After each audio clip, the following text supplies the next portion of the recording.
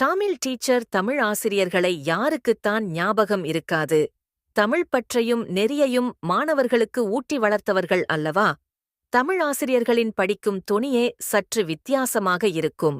பாடலோ பாடமோ அல்லது கதைகளோ அதற்கு தகுந்தாற்போல குரல் ஏறும் இறங்கும். உங்கள் தமிழ் ஆசிரியர் யார்? எனது தமிழ் ஆசிரியரின் பெயரே தமிழ்தான், அதாவது தமிழ்ச்செல்வி. இங்கு வரும் நிகழ்வுகள் 2008ஆம் ஆண்டில் நடந்தவை. என்னுடைய பார்வையில் நடந்த நிகழ்வுகளையும் சில தகவல்களையும் கூறுகிறேன், கேளுங்கள். என்னுடைய வகுப்பு 8ஆம் வகுப்பு ஏ மற்றும் எங்கள் வகுப்பு ஆசிரியர் ஆரோக்கியமேரி அவர்கள். தமிழ் பாடம் தவிர மற்ற எல்லா பாடங்களையும் அவரேதான் எடுப்பார்.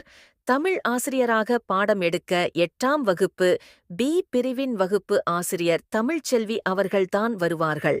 அதேபோல பி வகுப்பின் சமூகவியல் பாடம் எடுக்க ஆரோக்கியமேரி அவர்கள்தான் நியமனம். அப்போதைக்கு எங்களுக்கு கிடைத்த முன் தகவலின்படி தமிழ்ச்செல்வி ஆசிரியர் மிகவும் ஸ்ட்ரிக்டானவர். தவறு செய்தால் மாணவர்களை பிரம்பு உடைய அடித்து விடுவார் என்பதுதான். எல்லா ஆசிரியர்களுக்கும் ஒரு குணநலன் இருக்கும். அது நமக்கு போகப் போகத்தான் விளங்கும். அதுபோல நாங்கள் கேள்விப்பட்டது போல இல்லாமல் இவர் மாறுபட்டுதான் இருந்தார். பொதுவாக மதிய நேரத்தில்தான் தமிழ் பாடவேளை வரும். உண்ட மயக்கத்திலிருக்கும் மாணவர்களுக்கு மேலும் மயக்கம் வர வைப்பவையாக தமிழ் செய்யுள்கள் இருக்கும். அந்த ஆண்டு 2 தமிழ் நூல்கள், ஒன்றில் செய்யுளும் உரைநடை பகுதியும். 2ஆம் நூலில் இலக்கணமும் சிறு அறநெறிக் கதைகளும். கடவுள் வாழ்த்து பாடல்களுடன் செய்யுள் நூல் தொடங்கும். இப்போதுதான் ஞாபகம் வருகிறது. ஒவ்வொரு நாள் அசெம்பிளி மற்றும் காலை பிரேயர் முடிந்த பின்பும் இந்த கடவுள் வாழ்த்து பாடல் பாடிய பின்புதான் எங்கள் நாள் தொடங்கும் என்பதே. இன்னொரு ஆங்கில பிரார்த்தனை பாடலும் உண்டு, O God of love and wisdom. Thirukkural 2 அடி இருந்தாலும் மனப்பாடம் செய்து சொல்வது கொஞ்சம் முயற்சி தேவை. தேர்வு நேரங்களில் நம்மை திகைக்க செய்யும். அப்போதெல்லாம் ஆண்டுக்கொரு முறை திருக்குறள் ஒப்புவிக்கும் போட்டி நடக்கும். எல்லா பள்ளி மாணவர்களும் கலந்து கொள்ளும்படி பழனி மலையப்பசாமி வைத்தியசாலையில் நடக்கும். தமிழ் செய்யுள் ஒன்றை வாசித்துக் காட்டி பிறகு அதற்கு விளக்கங்களை கொடுப்பார்.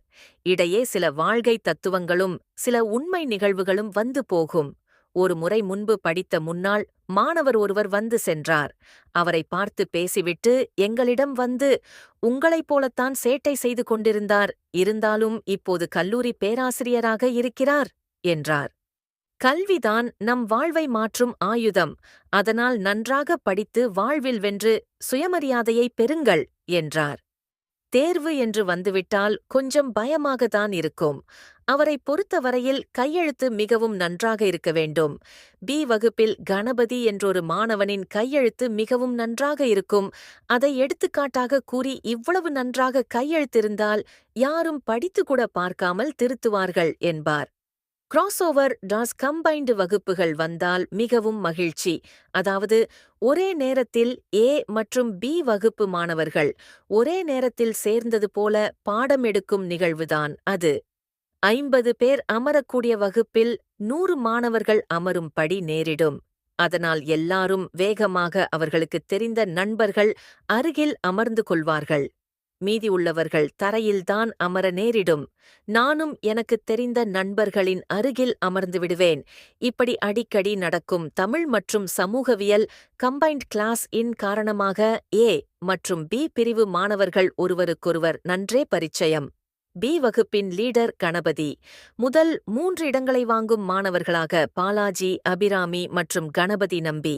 எங்கள் ஏ வகுப்பில் எப்படி முத்துப்பாண்டி, அனிதா மற்றும் நானோ, அப்படி அவர்கள் பி வகுப்பில். பி வகுப்பு மாணவர்களின் ஒரு சிலரின் பெயர்தான் நினைவில் உள்ளது. அவை சதீஷ், ஆனந்தராஜ், ஞானநந்தன், பாலாஜி, கணபதி, சூர்யா, ரேஷ்மா.